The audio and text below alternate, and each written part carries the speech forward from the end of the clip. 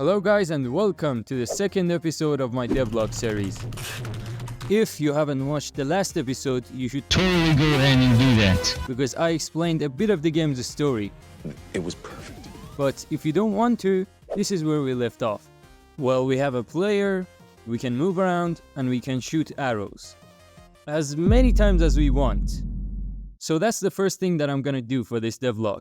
And with Unity's new input system, it's pretty easy to fix that issue. One of the main mechanics that I want to add to my top-down game is dodging. Now, dodging can be done in many different ways. There are games that let you do a simple dodge for pressing the dodge button once, and a dodge roll for pressing the button twice, like God of War or Ghost of Tsushima. And there are Souls-like games that let you do a dodge roll by releasing the dodge button. And in Elden Ring, you even have a few frames that you are invincible. And that's what I'm gonna do. Well, this is how dodging works. Yeah, no animations, but don't worry, I'm gonna add animations in future devlogs. So make sure to subscribe to see that. But currently we can dodge as many times as we want. Now to limit the player, I added a stamina bar that works like this. Let's say you have 30 stamina, and every dodge costs 10.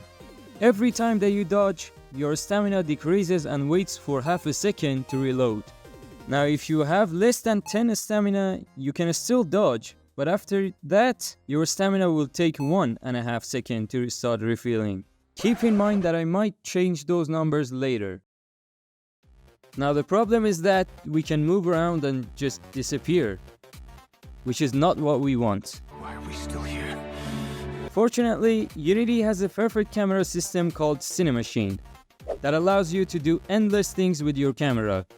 If you have watched the last episode, you should totally shoot it if you haven't. You might have noticed that I made some enemies and put them on the thumbnail. You should totally go ahead and check it out, by the way. And I thought it would be a good thing to put those guys into some use.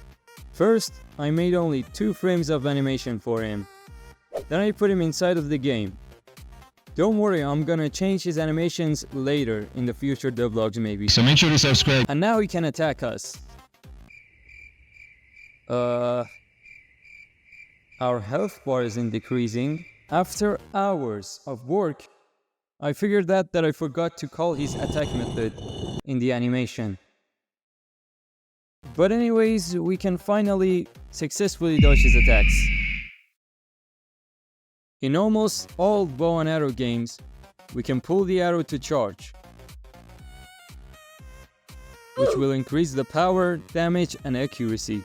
So I made one of these cursors, wrote some code to match it with our bow, and here we go. What the f***?